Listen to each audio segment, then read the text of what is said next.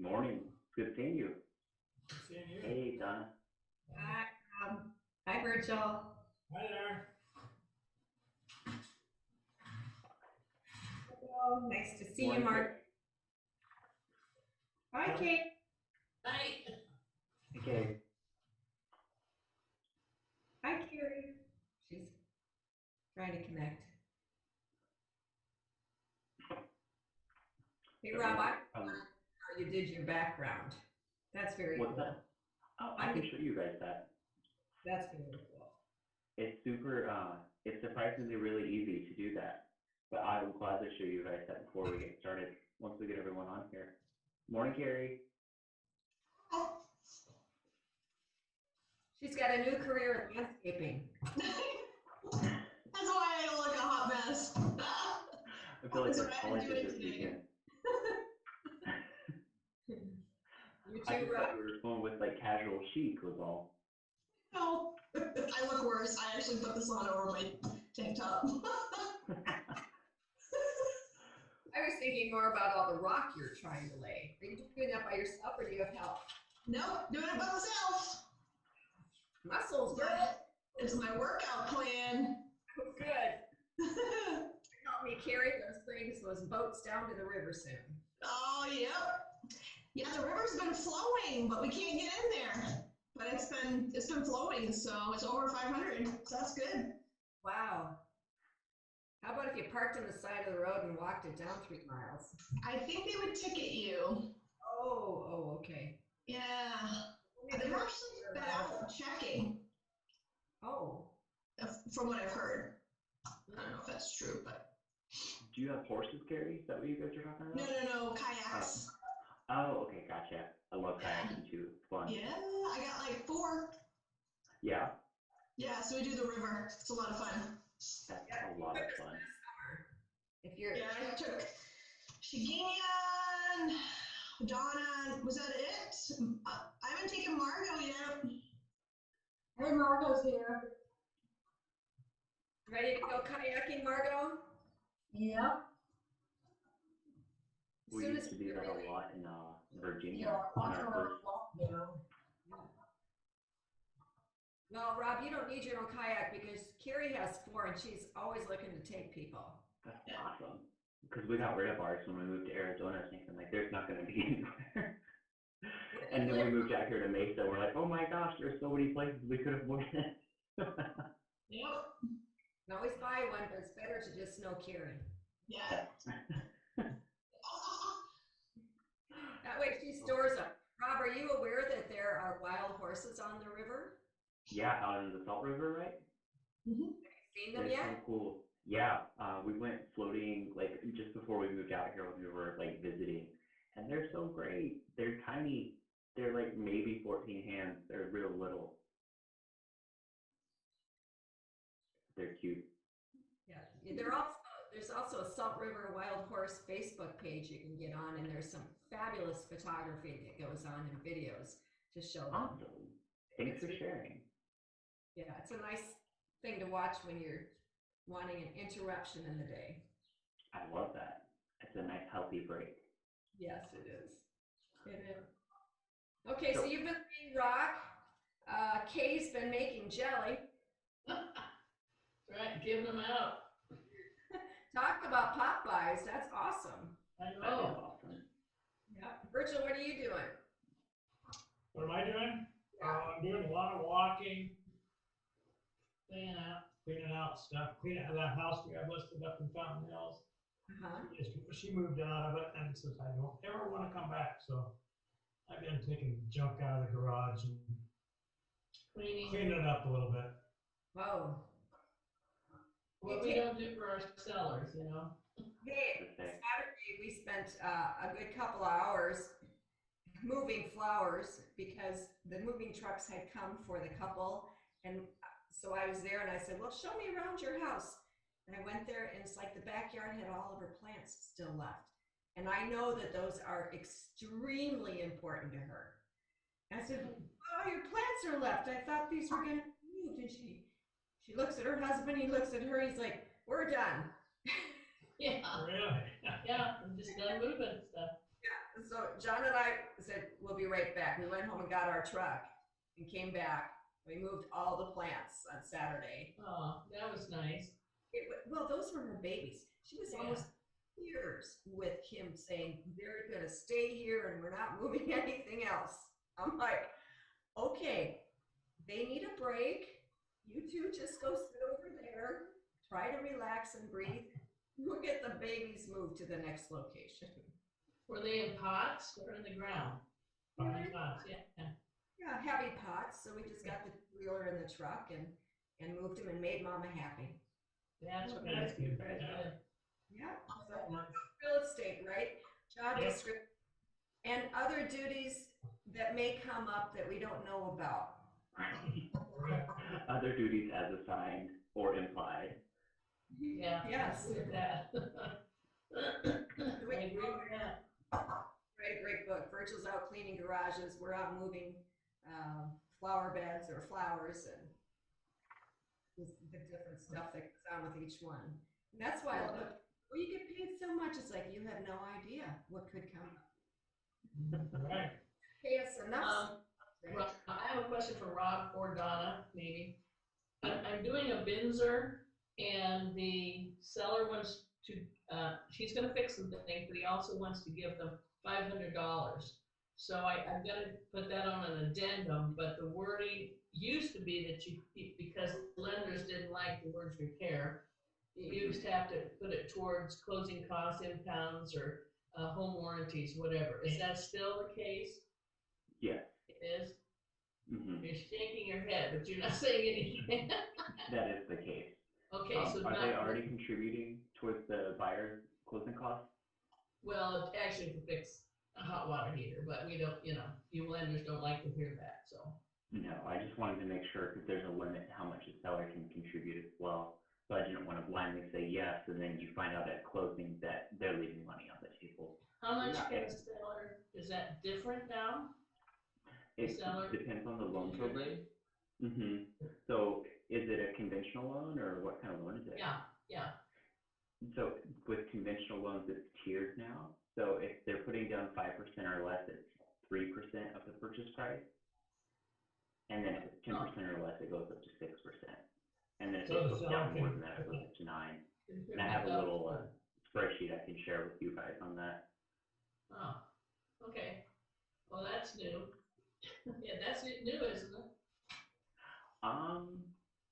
I don't know when it came out. I know that there's always been some sort of limit on programs, but out here where purchase prices are relatively good size, like in the 250s to 300s, it could Yeah. just be that it's not one of those things that ever really is an issue as far as the limit. Whereas other places where you can get a house for like $80,000, then it could be an issue. It could Because be, then yeah, okay. if the So- limit's 3%, then closing costs are still going to be about 4,500.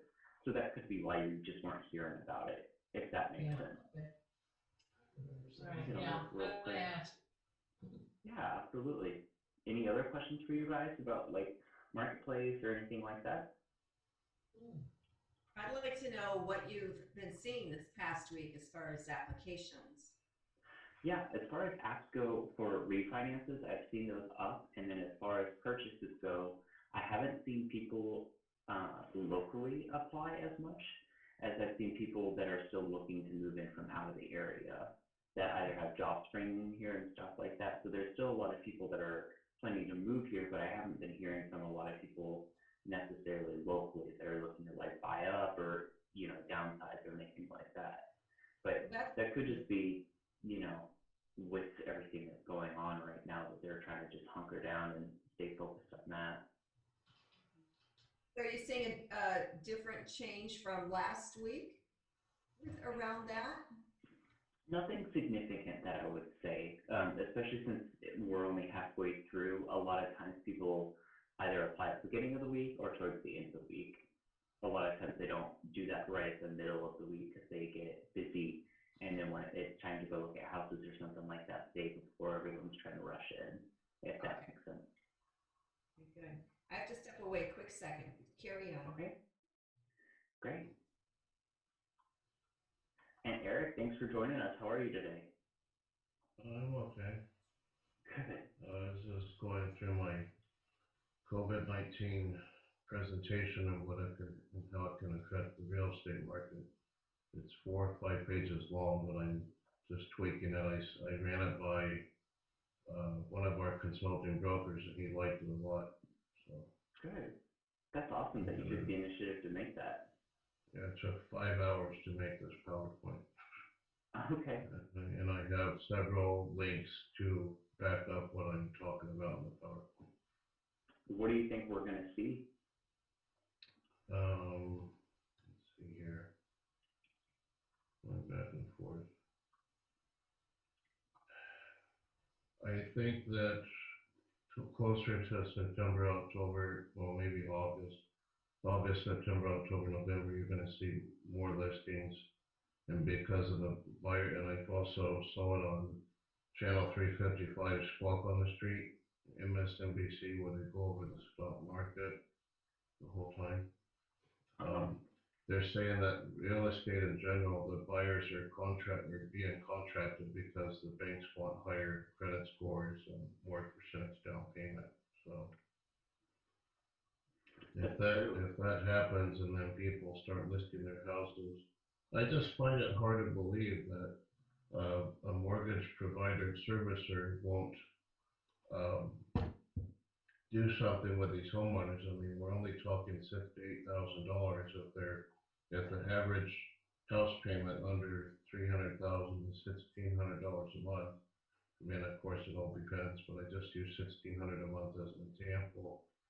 Right. If it's April, May, and June that they're missing the money, if we go back to work the end of May, which I think it's already going to happen because of our idiot president, wants everyone to go back to work at the end of this month, then that won't be, then what I'm saying here is not going to apply. But if it goes to the end of May, then the money that people make in June will pay for July's mortgage naturally. But you still have April, May, and June that are out. So that's $4,800 plus the $1,600 to pay the crib. So that'll be $6,400. I have all of this on a table on this presentation, so you can relate to what I'm talking about. That's great. And you should be able to drop it in the chat, like I just dropped the seller credit limit PDF for everyone to download on their end. How do you do that? So if you guys all open up the chat window, you should see that document that was just dropped. And just press download and. Oh, press the chat. Okay. Press download. No, that's from you. Oh, okay. And then if you do that, Eric, you should be able to just click file. file and upload that if you wanted to share that. Not saying that you have to. Okay. It may need a little bit more tweaking, but I just went over it, and Jeff Tallman liked it.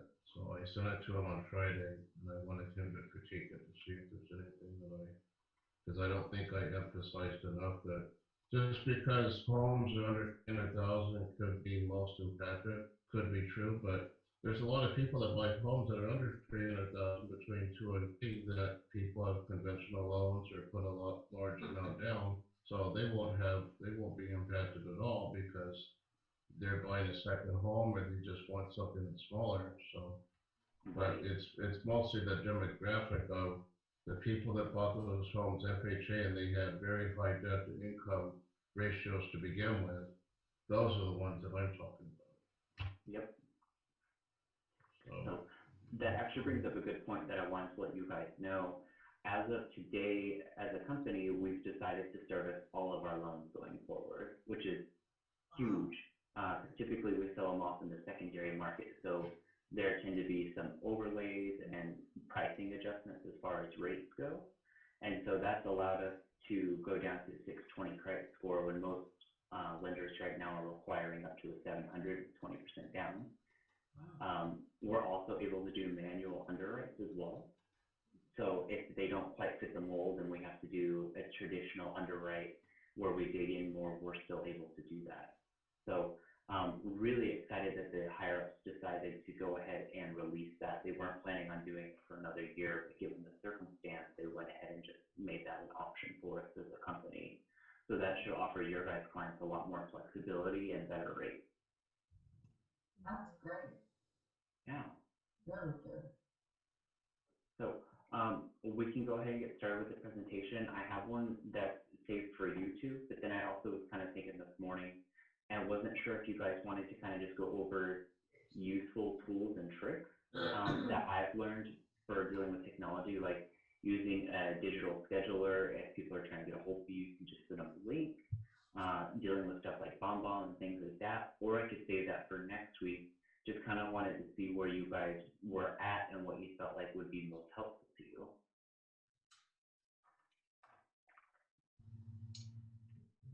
Yes, Anything on YouTube I can learn is a good thing. I'm a new user to it, so okay, I really think I just get lucky on some things.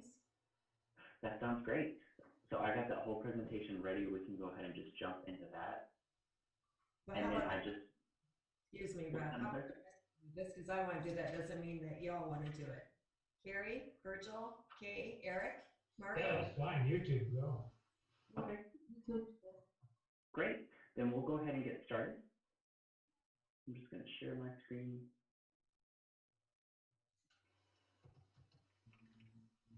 And I am recording this and I'll post it later in the group for all of us too. Thank you. Yeah, of course. It's always nice to be able to go back and look at it. Yep.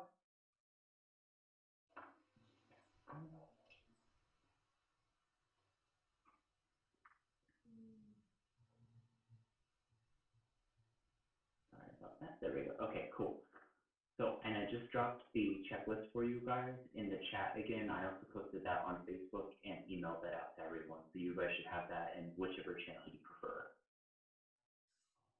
So today we're going to go over how to set up your YouTube channel, basically the inner workings of a good video, types of technology or equipment that you can use to help you, editing, uploading, and optimizing the video, and getting found to grow subscribers and get clients. So does anybody not have a YouTube account set up yet? I don't, Marco. Okay. So Carrie, do you have a Gmail? Yeah. Okay, cool. So that's what you'll need to get started because YouTube is owned by Google. So if you go to YouTube, you should be able to just use your Gmail account or hit create account if you guys don't have one.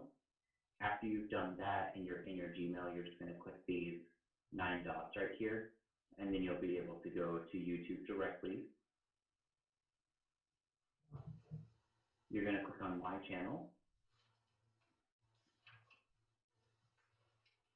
And this is where you'll want to create channel.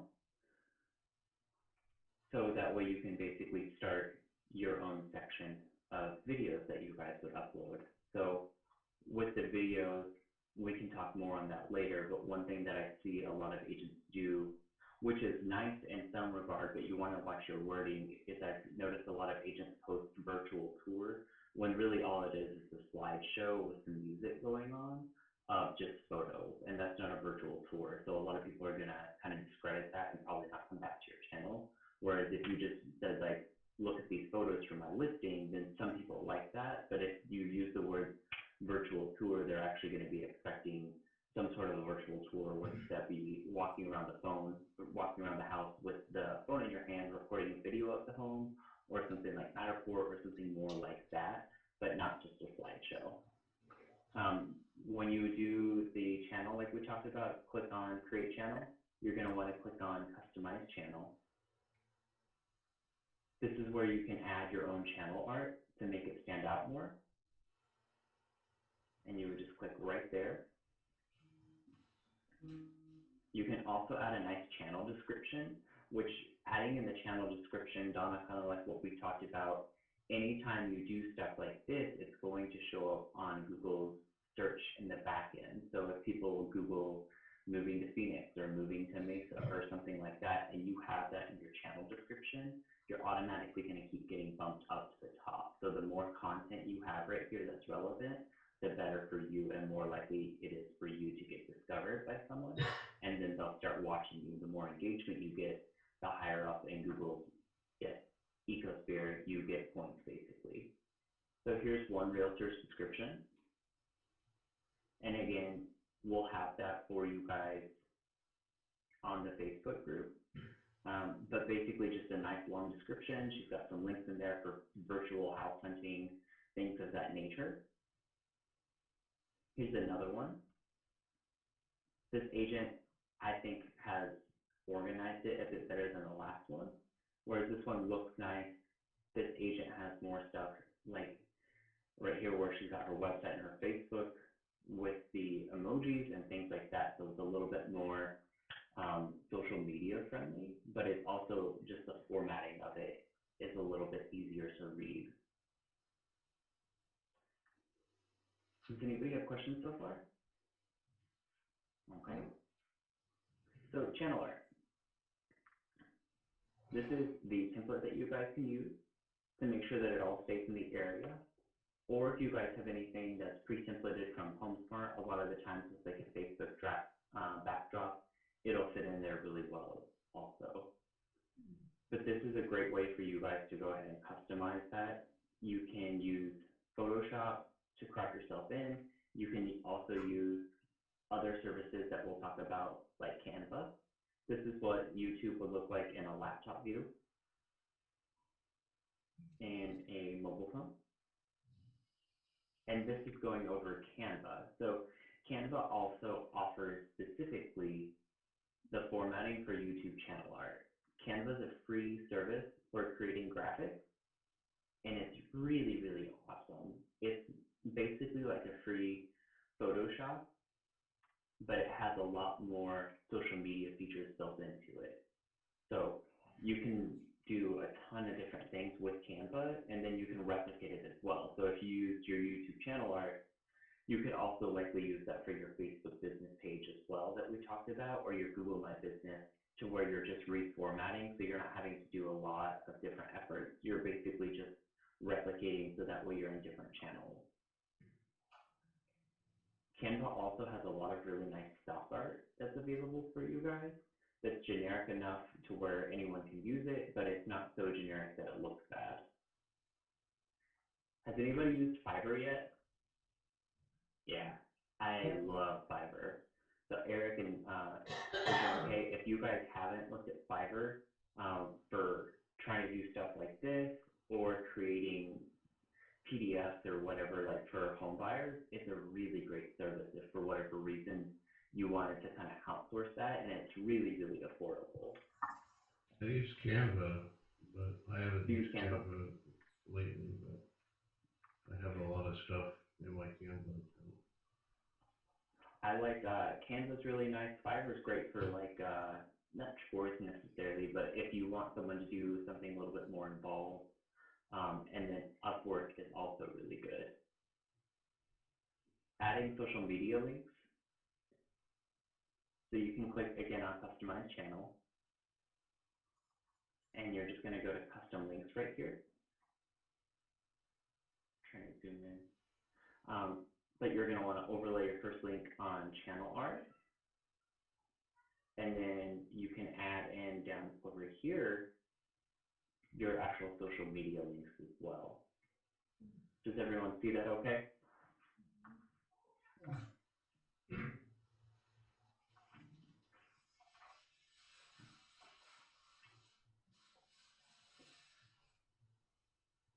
Great. And is everyone kind of understanding how all of this is starting to become your ecosphere for how to deal with the next 90 days, but going forward as well?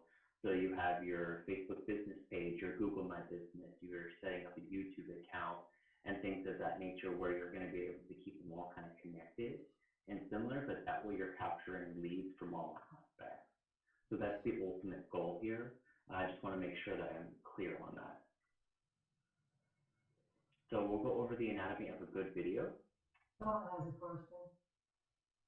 Sorry, what did you say, Margot? Donna has a question. She raised her hand. Oh, thanks. I love all of this.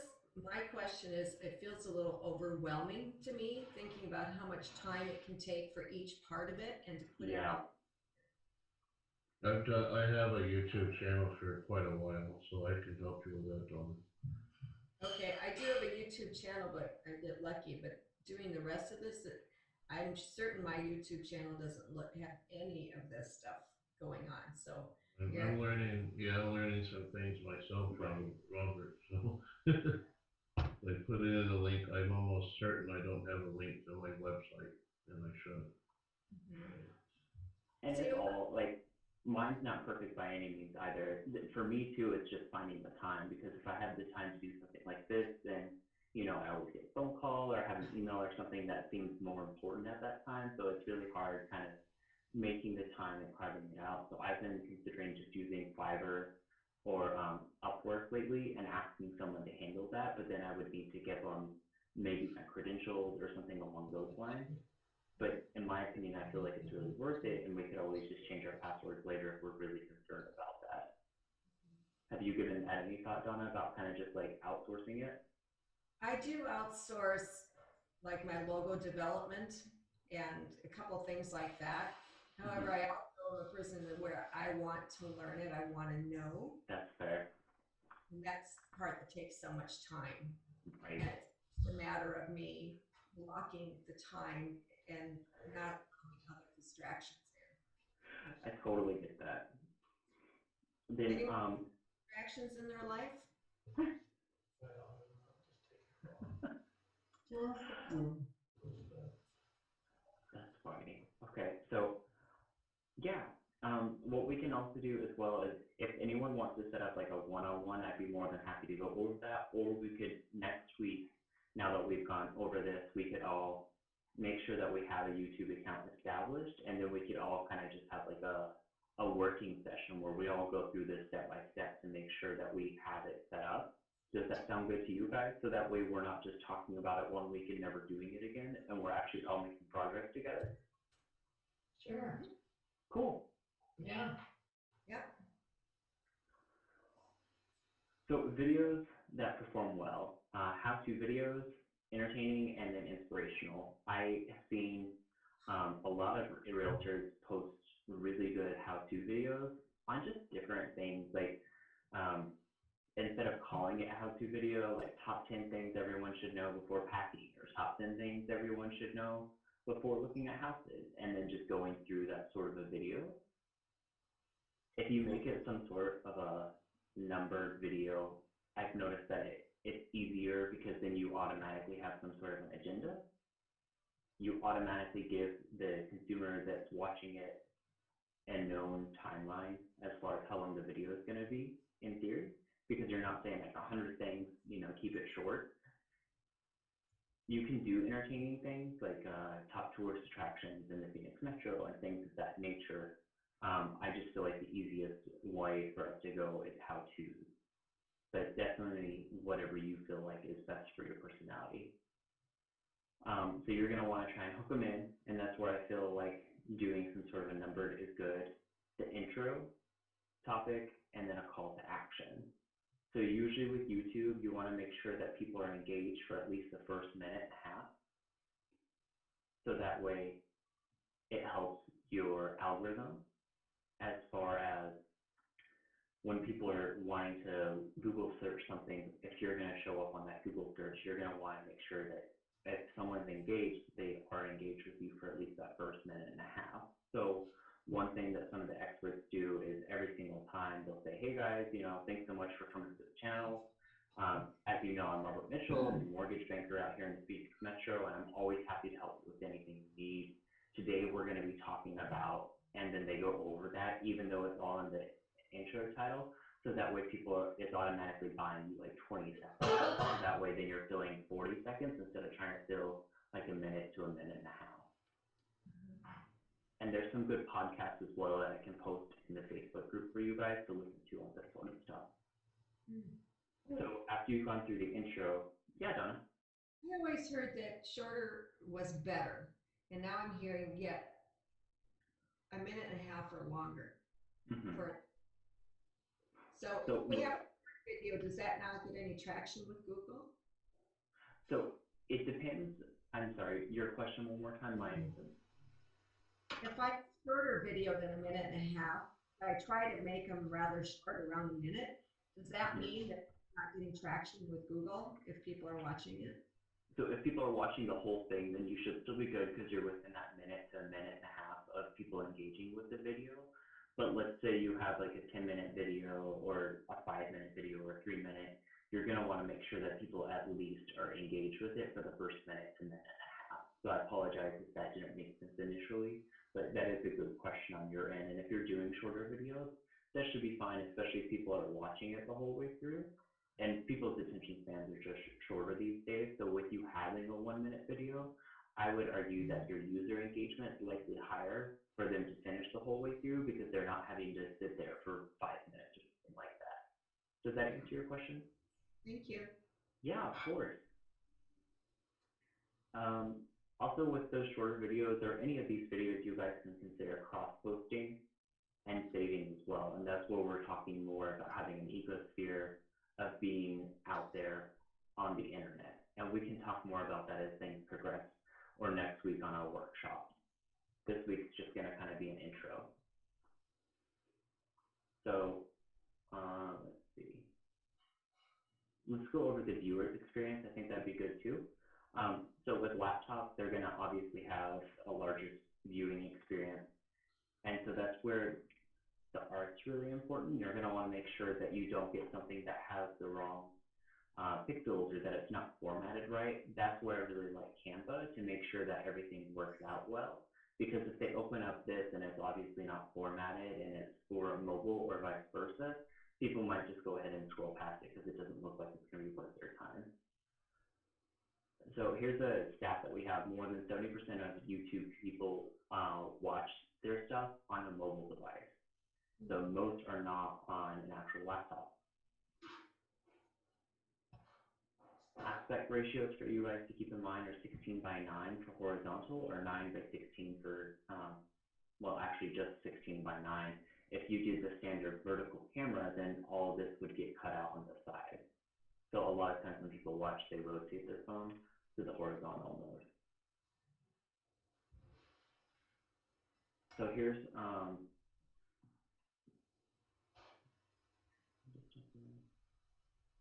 just going through this part real quick. Sorry, guys.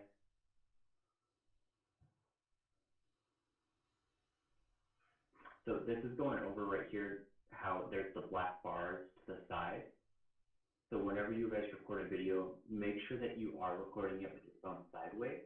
So that way it shows up as the full format like this right here, or like this on your phone. Otherwise, you're going to be either cutting out sides like this, or it's going to look like this cutout right here, where on both sides there's like the black bars, as they would call it. Does that make sense to you guys? How a lot of space is wasted and it's not a good user experience?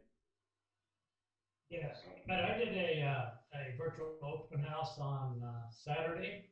Yeah. And I held my phone that way. But when it showed up on the video, it cut a bunch of it off. It was kind of long. Right. Did you use Facebook for that, Virgil, or how did you? I did use Facebook. Yes. Did you go Facebook Live or what you do? Facebook Live, yes. Okay, so for Facebook Live, their formatting is going to be a little bit different from YouTube as well. So you should be fine there when you do it that way. Because if you tilt your phone while you're on Facebook Live, then whoever's watching it, the rotation could end up getting messed up as well. So I think that you did it the right way. Are you saying that it didn't turn out right? He basically had to turn your neck to watch his video. It was a nice video, but my neck hurt. Margo. Well, that's good to know. And this is great, and more for us to talk about too in the workshop, because we're all still learning. And what's difficult to keep up with stuff, especially with social media, is it updates a lot. Or there's like new channels that come out that's popular. TikTok wasn't really that popular last year, and now it seems like almost everyone's on TikTok. So just keeping current is one of those things that we can all do together. So thanks for sharing your experience, Virgil. Sure.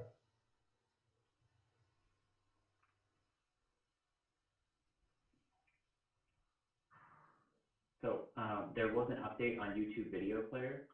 It now automatically adapts and provides the best viewing experience based on the video's aspect. So again, still, if you're recording it that way, it should help. But if you don't now, according to this update, it should no longer have the black bars on the side.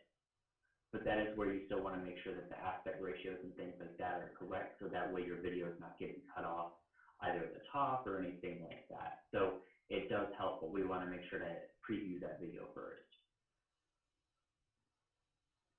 So this is just a preview of what the phone, what YouTube looks like when you tilt your phone to horizontal mode.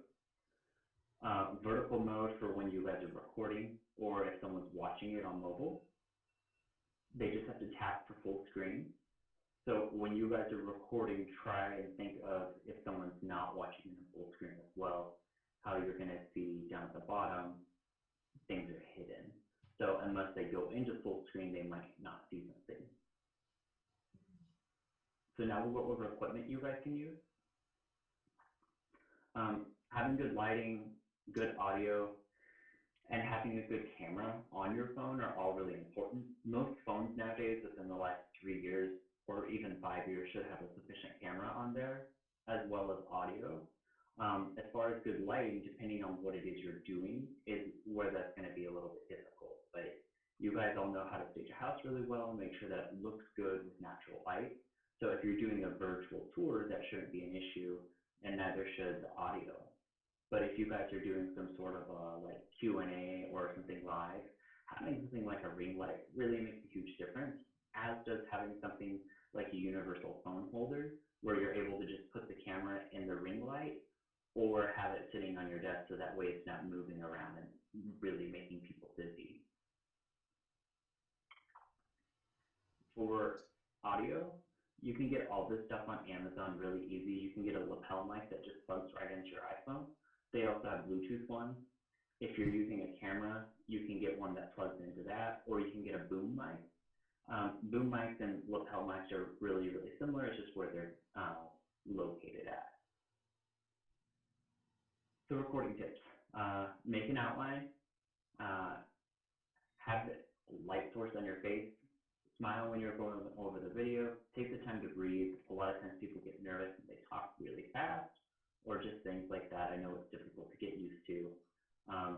Follow the formula as we talked about. You're going to want a hook, an intro, a topic, and then a call to action at the end, and just be yourself. Consistency is definitely going to be key. So I know it's really discouraging when we're doing stuff like this and we're not getting traction or we're not getting leads right away. But by posting that kind of stuff out there, those videos are going to always be out there. So it's always going to help you the more that you upload and do things like that. So that's where we were talking about with video editing. We can outsource that or we can do it ourselves. I totally agree with Donna that it's great to know how to do that sort of thing. But once we know, it might make more sense to outsource it, so that way we can all keep doing our job. Good video editing tools. iMovie is great. Adobe Premiere is really good. Adobe Premiere is available on both PC and Mac, as is Windows Movie Maker and Filmora. Final Cut Pro is for MacBook, and it's a really, really wonderful video editing program. Web-based editors, there's WeVideo, Wave.video, and Animoto. All of those are just websites you can go to and upload that sort of thing. This is also, like I was telling you, where you can just have someone else do it. So Upwork is really good, as is Fiverr. I've never used Freelancer, but all of those websites are recommended to do this sort of thing, where people can just edit that for you and make the graphics look really good, make sure that the formatting's right, and then they can just send it back to you. This is just what the upload page looks like. So you would just go to your video's channel page, and then you should just be able to either drag and drop or just click and find the file you want. So let's say you clicked to find the file. It's going to be very similar to uploading a photo on Facebook or anything like that. Right here, you guys can see on the create videos, you can do, like if you just wanted to upload something on your webcam, if you wanted to do a photo slideshow like we talked about.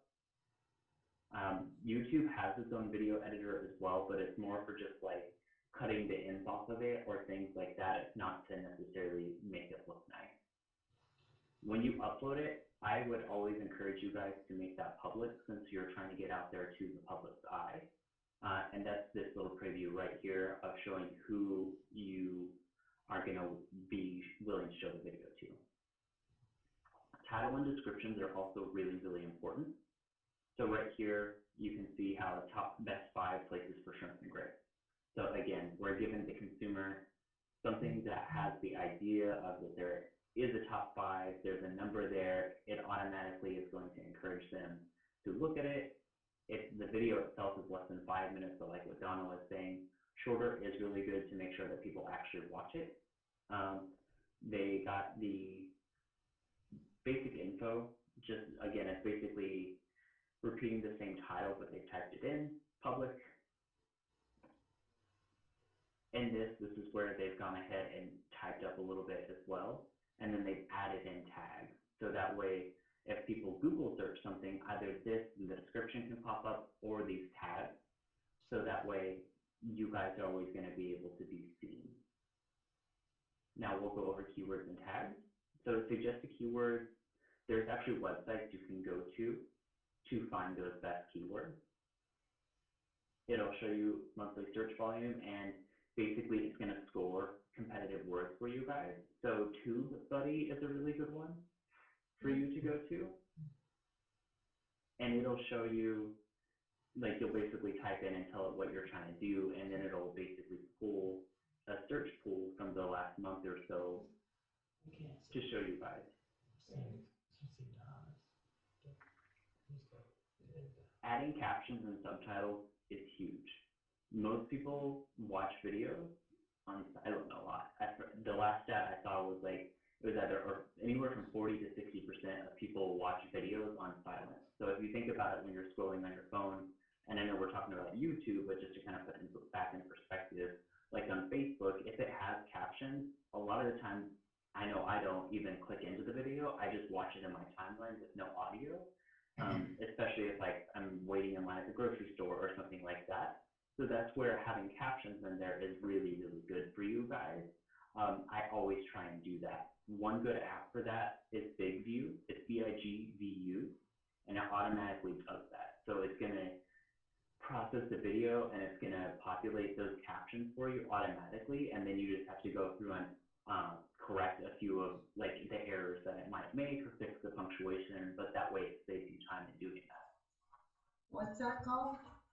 BigView, it's BIGVU, and the whole platform itself lets you record a video as a teleprompter. So on there you can type out your script, and then you can put it in your phone holder, and then you can use your phone's front-facing camera to record the video if you're wanting to do something just going over common mistakes consumers make when buying a house or something like that. And so if it's basically just like an interview perspective of just you, then you can have that on there, and it makes things really easy for you guys. So I'm a Rever. I work for them part-time. Really? Yeah, when it's slow, I just pick up captioning jobs. That's awesome. So this is a good one that I was going to go over, so you probably could tell us more about it than I could. But with Rev, it's also a really good website that you guys can go to create a caption, and you can upload it so that way they can integrate it for YouTube, which is really nice because then someone like Carrie goes in and types up everything for you. Right, Carrie? Yep. Yeah, we have, it's a software, it's called Inline, that actually converts it, and then you basically just edit it. There's some that you do from scratch, but it's very rare. And nice because you can do, you can do anywhere from 30-second video to a 10 to 15-minute video, and they're really strict though, which is kind of nice. So if you're looking for a quality product, they're really good, but I don't know how cheap they are from an end user perspective. That makes sense. Yeah. But it's a really, really good option. And then again, it's not something else that you guys are having to put all this time into. You can just kind of create the system that does it. And then engagements and comments. You definitely are going to want to make sure that you get notifications when someone engages with your video or comments. That way you can comment back. Even if you're just replying with a thank you, it's best to always reply back and not just leave that comment out there. You could also ask them a relevant question. And there's tons of people out there on YouTube or just the internet in general that are just mean-spirited. And so you can always just delete those mean comments because it is your channel. That way you keep things nice and clean, which is where it's also important to be in the know with what people are saying on your channel. Video thumbnails are really important. So this is basically the preview of that video before it starts. And that's what people are going to see when they're scrolling. So that's where it's really important to have it be something that looks good instead of just a still frame of your face before it actually goes or something like that. So you can create your own thumbnail images on Canva. I know that we've talked a lot about using Canva. There's just so many different uses for it. And again, I'll post the slideshow and next week we can have a workshop on doing this. But this way, you guys can create all these different thumbnails for different videos. And then sometimes you can recycle them too.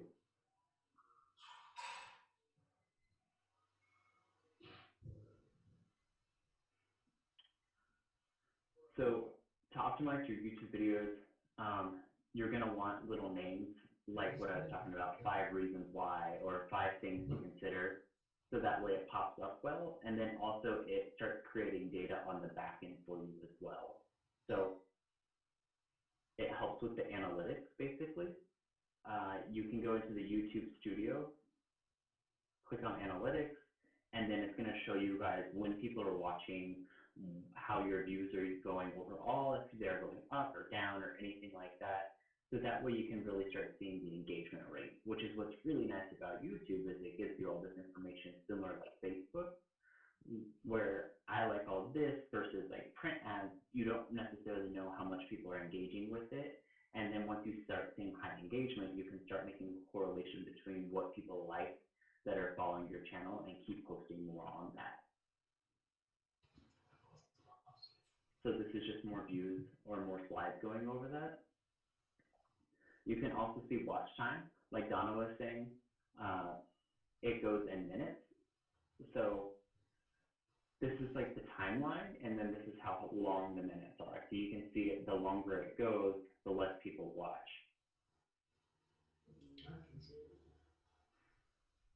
Audience retention. So you can see that it automatically starts declining pretty drastically after a minute and 50 seconds, 3.5 minutes, and then after 5 minutes, it's down to almost 40%. So typically keep it between like less than 5 minutes. You can also see people's demographics still, which on Facebook you can't. This way you can kind of see who your target audience is and you can start going towards that as well. You can see traffic sources, so you can see if people search directly something in YouTube, if they searched through an external source, or if it was something on browse, like where they were online, suggested videos where it came up next, or if it was just like a channel page and they swapped over. So in summary, I know that we went over a ton of stuff. Creating your channel, getting that artwork done through Canva or having someone do it for you and uploading it. Just start making videos. Follow other agents on YouTube that make videos. That's a really easy way to get ideas. And you can kind of piggyback as well because you're not going to hurt them by doing that because they still are going to have their own different brand from you. So even if you guys are talking similar things, there's still space for everyone in there to talk about that. Always look for the best practices, be consistent, definitely be patient with the results, and just enjoy it. So that's basically it. Do you guys have any questions or anything that you want to kind of go over there? I know that we went over a lot. We went over a lot. It's exciting. I liked the back end of things that you showed Stephanie. Yeah. I always wonder what is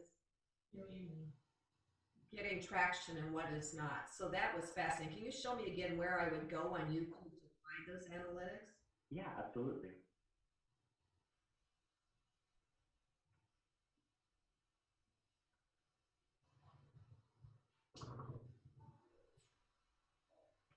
So we are gonna go, so go to your channel and then you're gonna click on YouTube Studio. Okay. And then you're gonna click on Analytics. Got it. Thank you. Yeah, of course. And I agree. I love the analytics part of it because you don't want to just be posting a bunch of videos for a super long time and it not be going anywhere. You ultimately do still want results, and this will help you get there faster, Mhm. which is nice. If one has a YouTube channel and they no longer want that, they want to delete it, is there a way to do that? To delete a YouTube channel specifically, yeah. So you can either delete your YouTube account and just register under like a new email, or you can delete that channel and then come up with a new one. So Okay. that's where it's cool. You can actually have multiple channels as well. So if you wanted to have like one with you as a realtor, one with you as just a person, if you wanted to do vlogs, or different ways of not personality, but different personas that you want to have out there. So there could be one as you as the realtor professional. There could be one as you as like a local celebrity mayor kind of vibe, to where you're promoting the town and then sometimes you're promoting listings. So you can run it for two different tracks that way too. Does that kind of answer your question in full scope? Yeah, so you can actually have several different channels then. Mm-hmm. And then you can post it. To your one email address, Right. or all tied to the email address. So underneath the email address is where you'll basically have the channel. So if you kind of think of it as like, let's see.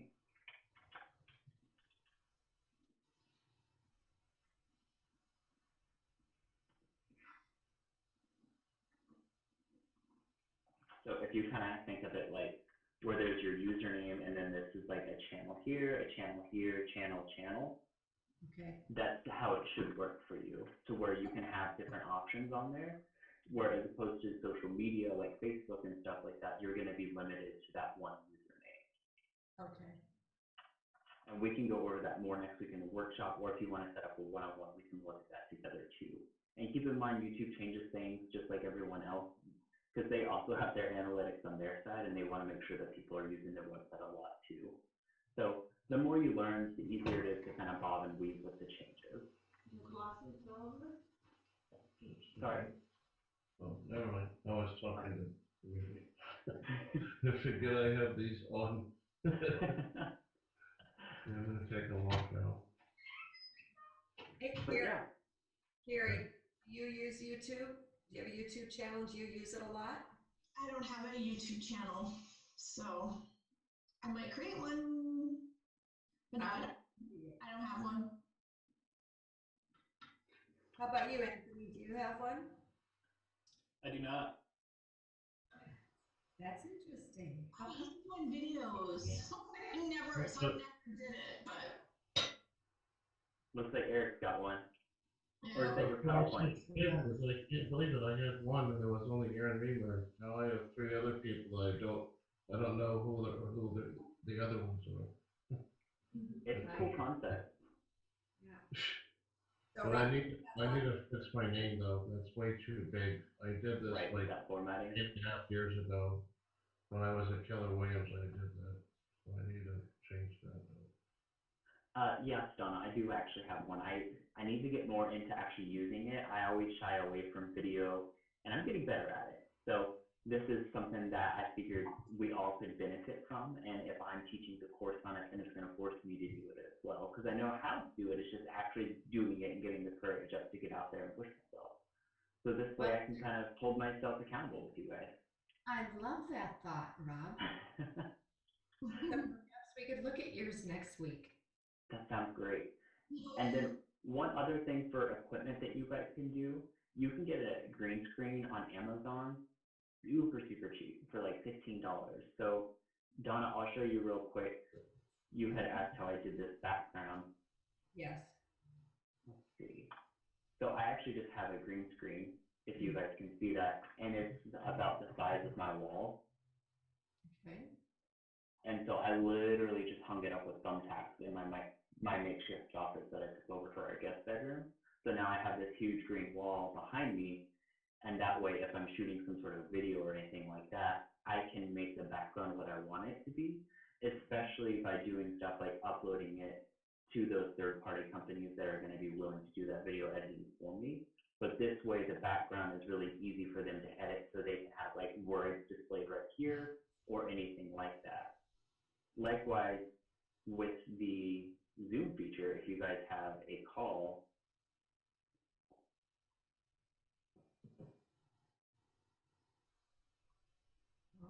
there we go.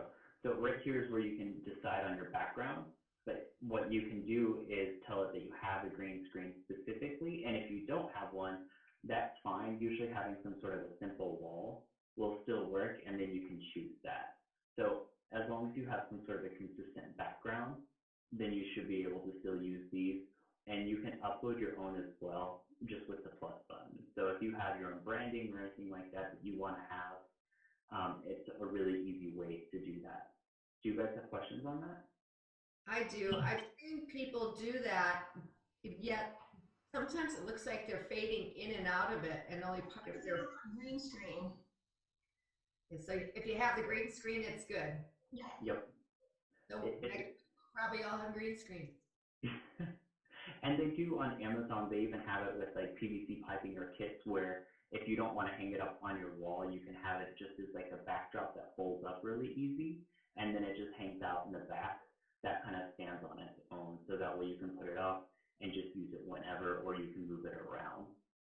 But you are right, Donna. That's where a lot of times people's faces kind of go in and out, especially if they were sitting not in front of just a standard wall. So before I got this, I would just like take down the clock off the wall or whatever, make sure there was nothing else behind me, and that works pretty decent. But if there were images, not images, but like a clock or a shelf or something like that, it would confuse the software. Okay, thank you. Yeah, absolutely. So that's it. I'm excited that we're all kind of going over stuff on how to still be present when we're not able to be in person. Does anybody have questions about what we went over today or other concerns? Okay, well, just a reminder, we did decide as a company to start servicing our own loans, which is so exciting. So we can go down to a 620 credit score, rates should get better, we can do manual underwrite, so we have a ton more flexibility. So if you guys have anyone that needs some help, please feel free to reach out to us. We also have really good jumbo programs still too. So on really either end of that spectrum, we should be able to help you guys. Anthony, did you have anything that you wanted to add to that? No, I was pricing a VA refinance, and it was at 2.875 this morning. So we saw a really good adjustment from the servicing component. So yeah, and if you have anybody that's really rate sensitive or was and can't seem to get the payment where they need to, just reach out to Rob or I, and we can run through the scenarios with you. Because a lot of companies have capped or stopped at 640. So now that we have that extra 20 points in the credit score, that'll help. Okay. Anyone working with buyers these days? Me. I have one. How's that buyer going, Carrie? Good. Not much inventory, but we go at least every other day. So. And are you actually going into the homes, or are they sellers showing them virtually, like their own walkthrough? How are you doing that? I don't like the virtual showings, unfortunately, because I'm very much looking for shit wrong with the house. So I feel like just like when people take pictures, they don't show the crap, right? So, weird cracks in the ceiling that aren't just normal drywall cracks, grade issues where it's sloping towards the house. So I'm always pointing those things out, and I want to be in the house. It's just each house has been different requirements as far as, some we wear booties, some require us to use hand sanitizer, they have wipes, they have gloves. So it's been different per each. Obviously a little more strict when it's a owner-occupied home that I'm showing. But they've been supplying their own supplies, which is kind of cool because, it's hard to get them, and I'm almost out of my Clorox wipes that I take with me. So I use those primarily on the vacant ones because they're not providing a supply. But Anyone else working with the buyer where you're actually out showing them homes or looking virtually? I did a couple of showings last week. I'm sorry, my voice. And the one house, they had I guess a child living there that had some health issues. So they had, they wanted you to wear booties, all the goodies. But we brought gloves and masks, and then they had provided booties. I did find a few booties, because I have had a couple of houses that I had to have booties for. So most of them are providing that if they need that sort of stuff, though. Yeah. Okay, I asked because I took a listing, we'll turn it on probably the weekend or after that, and it is occupied with 2 young children, and we're trying to figure out how to allow buyers in who aren't buyers who are just casually looking, but actually serious buyers. So I've had realtors call me and ask questions about the pre-approval to make sure that people were actually ready to go, willing buyers. So that's something you could do as well. And then I've also seen a couple of agents basically open the house for one day, and they say it's only being shown on this day, and everyone schedules it for that day. And shockingly, they've sold that way. And if you miss the day, you're out because they won't let you in the house. And that's usually the ones with young kids. And then what they do is after that day is done, they have a professional company come in and clean it after everybody's done viewing the house. Oh, that's really smart. Yeah, so, and we missed out on a house that way because my client wanted to see it a second time and they were like, nope, sorry, we've got 3 offers. So. Okay. There's different ways to do it. Pardon me? There's different ways to do it. I have a client that I'll have a listing for when this is all done, and they are OCD clean people, and they're like, no way are we letting anybody in our house during this time. Even if there wasn't a virus, there would be booties, gloves, and everything else. So they refuse to put it on, right now. So. Wow. Hard. Well, I've got to run, kids. I got another Zoom call to go to. All right, thanks for dropping by, Margot. Bye, guys. Bye-bye. So Virgil and Kay, what were you saying about your open house, your virtual open house and such? What was I saying about it? On Saturday, I was just talking about the way I had the camera there. I had it the wide way like you're supposed to, but when Kay was looking at it, and I looked at mine also, then it was a tall, skinny version instead of the wide. Yeah. So I don't know what that was. Interesting. Yeah. And that's something we can also work on the workshop next week as well, is talking through stuff like that to better make sure that we understand all the platforms. Because it could have been that the rotation lock was on your phone. You know how you can tell the screen to not rotate when you rotate it? It could have been something as simple as that, depending on the device or whatever current software system you're running on it too. Because I know that iPhones just came out with the 13 iOS a few days ago, so maybe that was it as well. So definitely ways we can all troubleshoot together and learn together. Thank you for sharing. You bet. Thank you. Yeah, absolutely. Yeah, thanks so much, Rob. Anyone else input or want to talk real estate or whatever? Eric or Anthony, anyone? Anthony texted me that he had to jump on another call. If I want to download these things that are on the chat there, do I do it right now, or do I can I go back in to get them, or how do I do that? I would suggest doing it right now, but I did also post it to the Facebook group. Okay. So I'll if you, just do Okay. Eric's right now.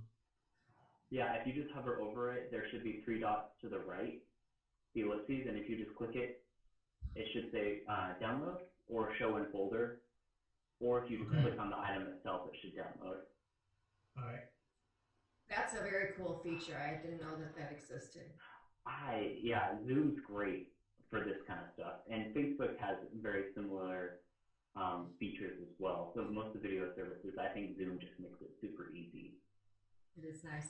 Now, if I want to learn how to host a Zoom meeting, where would you recommend is the best place to go? Would it be Zoom's website? Yeah, I actually think their website's super helpful. And that's something that if you guys want next week, we could talk about instead, is going over how to host a Zoom meeting. But yeah, I can post their website as well. Like I could find their exact article and post that in the Facebook group for us later on today. So that way you guys can have that link convenient for you. I would like that because I'd like YouTube next week to continue on with what we're doing. Great. Because I have to learn Zoom for Friday night. I have to host the high school reunion Zoom girls meeting. Okay. For next week. Oh, Great. is it a limit? I heard that if you do not have a like official Zoom account, if you're just using their free version, that there's a limit to like 30 minutes or something. Is that 40. true? 40 minutes. That's correct. Okay. And let's see, so for the full Zoom, I think there's a monthly option that you can pay. 1995. Right.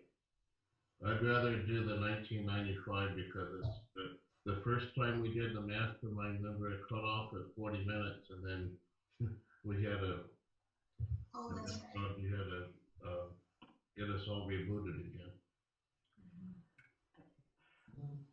I like just having the full Zoom option.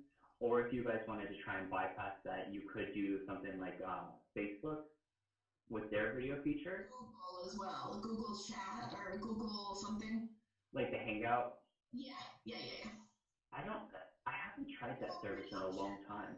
Not like with Zoom, but I mean, it worked. I've done that with like a social happy hour that we did on Google Hangouts, and it works, but it's not, you don't have as many options as far as, setting up the views that you're looking at all the people on there, that kind of thing. Right, absolutely. Where you have, with Zoom, you can just be a lot more in control and customize stuff. I totally agree with you, Carrie. And I just posted that article for you guys on how to host a Zoom meeting in our Facebook group. Cool. So you should have that. Does anybody else have any questions or comments? Snide remark? Limerick? No? Next week I should have the video made of the presentation that I just put on. Great, I thanks, just Eric. That's exciting. didn't want to make the video and have something that should have been talked about more or should have been said better. So I wanted to wait till I had a consulting broker go over it. That makes perfect sense. Thank Totally you. get that.